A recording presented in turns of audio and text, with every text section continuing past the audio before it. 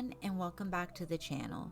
Today we're going to be reacting to the No Kings protests that happened this past weekend. We'll go over a couple articles that I found and this video clip by Fox News through the Ingraham Angle. Alright, so if you're all about those raw, honest reactions, you found the right place. I'm Indigo Moon, and here we dive into everything from the latest reaction videos and social commentary to breaking news events and so much more. You never know what's coming next, just know it's gonna be real, fun, and full of surprises. Make sure to hit the thumbs up button and subscribe to our channel if you enjoy this type of content. All right, we'll go ahead and get started. All right, guys, so we're gonna react to this video by Fox News through a segment called the Ingraham Angle. And Ms. Ingraham interviews two of these people who were looking into who is funding the No Kings protests. So we'll go ahead and get started. We're joined now by two people who've been digging into these No Kings protests. Asra Nomani, editor with The Pearl Project. Jason Rantz, Seattle Red talk show host. Asra, let's start with you. Are these, protests simply, organic, people, emailing maybe on social media and so forth? So it all just came together, grassroots from the people? Absolutely not. This is a protest industry. And so what I did is what I've learned to do in journalism, which is follow the money. And I established that there's 260 organizations that were behind this No Kings protest.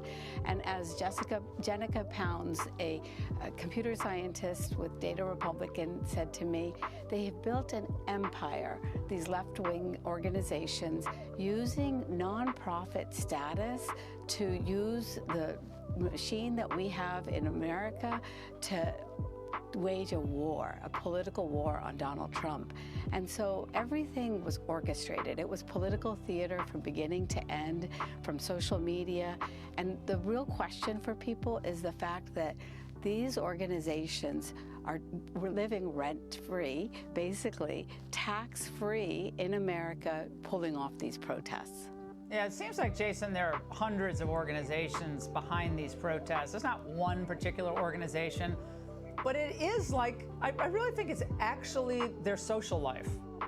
I don't know if because we don't have clubs, community, civics organizations anymore, they think those are racist, I don't know. But this is as close to church as many, not all, but many of the protesters who showed up really have anymore. Yeah, they don't believe in God, but they do believe in this kind of activism, and this is what they do professionally. And they're taking advantage of different tax codes like 501c4 status, which a lot of these organizations are. Those are supposed to be social welfare organizations, and they're allowed to get political, but they don't have to disclose their donor list, which is how all of this dark money ends up getting funneled here. I mean, in the case of No Kings, you have Indivisible, which is the primary organization behind it. It gets funding, however, from places like the George Soros Foundation, his Open Society foundations. They're getting that kind of money, and then they're getting institutional support from all of these other groups that Asra just pointed out. Everything from the mainstream stuff like the ACLU, but also to groups like the Communist Party of America, where they might not donate directly to Indivisible, but what they do is they share their contact list, or they reach out to their contact list, say, hey, show up at so-and-so for this event, and the money that they do end up spending, these groups in general, is for like signage, things like that, but also the professional activists who show up, who then use this to get more contact information for the people who show up, and then solicit for funds for donations from them. Yeah, Open Society's Foundation, by the way, gave us a statement saying, we support a wide range of independent organizations that work to deepen civic engagement through peaceful democratic participation. Our grantees make their own decisions about their work consistent with the law and the terms of their grant agreements. I don't think Asra, a lot of pro-life organizations that were truly fighting something noble, the slaughter of millions of babies in the womb. I don't think they got any money from George Soros. I certainly don't think parents groups that you helped launch years ago in Fairfax County, Virginia, I don't think they got any help. Only a particular ideology gets help from the Open Society Foundation. Yeah, I mean, they are basically fueling the machine. And Jason mentioned the 501c4 organizations that are political organizations, allowed to do a limited amount. But according to my data analysis, about 100 of the organizations are 501c3. And they are supposed to do very little political work. They are absolutely supposed to be nonpartisan. But some of the names of these groups is literally resist Trump. That's not very subtle there. And then build the resistance, along with, as Jason was mentioning, the Party for Socialism and Liberation. They bring the foot soldiers to this movement and create this myth of the marching millions. And I want everybody to know that, this is theater. That's all it is. Yeah. But it's an industry, and it must be checked. Well, Jason, finally, do you think, as Trump said, this in any way is representative of a wide swath of the American electorate? I think he's correct in that it clearly is. And I mean, I heard a lot of the language of like, this is what democracy looks like. No, democracy looks like the Electoral College map, where you had 77 million voters who voted for Donald Trump and 312 Electoral College votes. That's what democracy looks like. These are folks who are protesting democracy because they're upset that they lost the last election. And the good news is, despite a lot of people showing up, they're not really going to get anything done here. Yeah, sour grapes didn't sound too good for a day of protest, so they just called it No Kings, because no one believes in that rally that Donald Trump is actually a monarch. It's the most ridiculous branding I've ever seen. Asra, Jason. All right, I let this one play through because it is a shorter video and I kind of want to save my commentary for the end. After watching this and hearing all about these No King protests, I decided to try to do some research, which was very difficult to do because most of the articles I found were very pro No Kings. Like trying to find something that is neutral was almost impossible. I did find something on Britannica. I'll link it, though there is some wordage that obviously shows that they're leaning more in the favor of No Kings.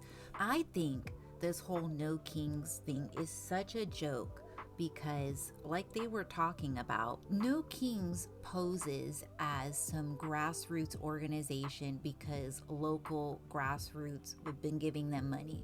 But those local grassroots get money from even bigger organizations. And I'll show you here.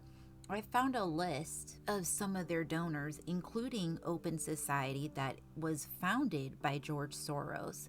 And it's interesting how everything that is left-leaning, anti-Trump, always seems to circle back around to George Soros.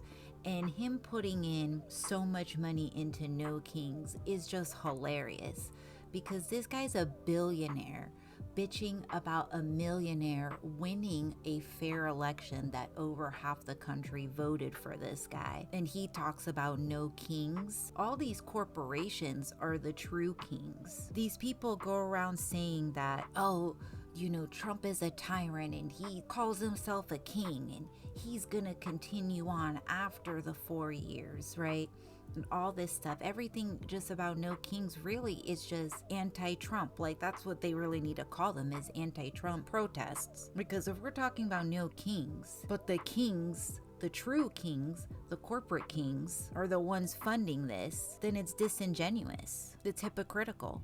You guys are running around saying that Trump is a king and that you don't like that he's forcing illegal immigrants out and the way he's doing it, and they're upset about the government shutdown and they blame Trump for that as well, even though that wasn't his fault. But they just, everything that goes wrong or negative always goes back to Trump for them. They're being funded, their money's being given to them by people like George Soros, who is literally laughing on his way to the bank, watching you guys exclaiming no kings when he is one of the truest kings. So I'm gonna pull up a couple articles that I found. All right, so I wanna show you here an article that I pulled up from the Britannica site. Again, it's super difficult to find anything that is just central leaning about this, but this was the closest I could get. So here, as the most centrist we could be here, explanation of No Kings.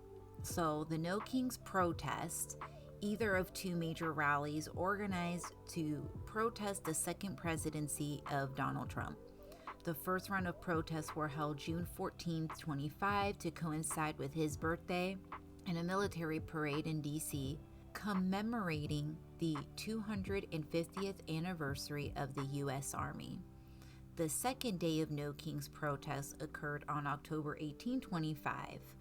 The protests were called No Kings rallies in reference to Trump allegedly anti-democratic policies, especially in light of tensions surrounding his administration's crackdown on immigration and the president's own statements about being a king. I skipped some of the wordage because it was unnecessary to the definition, but they say it right there. This whole thing, this whole No Kings is just an anti-Trump rally. It's just anything that he does, they're gonna hate on it, even though over half the country wanted illegal immigrants out of our country. And then they're upset with him for the government shutdown, which isn't his fault. That has to do with Congress people who can't be grown-ups and make a decision to fund our government. All right, so we're gonna go over here and look at who are these organizers, right? I had to go to Hindu Times just to find this list, by the way. But it's over 200 organizations that were funding this No Kings protest. Just the number alone is not grassroots. Grassroots is local. They don't have 200 organizations locally funding them. And then here are some big names. Indivisible. Indivisible is a progressive movement and organization that started in 2016 as a reaction to Donald Trump winning the presidency the first time. And so they're a group that kind of organizes other groups in funding. See, a lot of these. ACLU, we know they're another big organization that pulls in lots of money and then they just disperse that money out to whoever. It's like a whole random mix match of organizations because it's not one thing.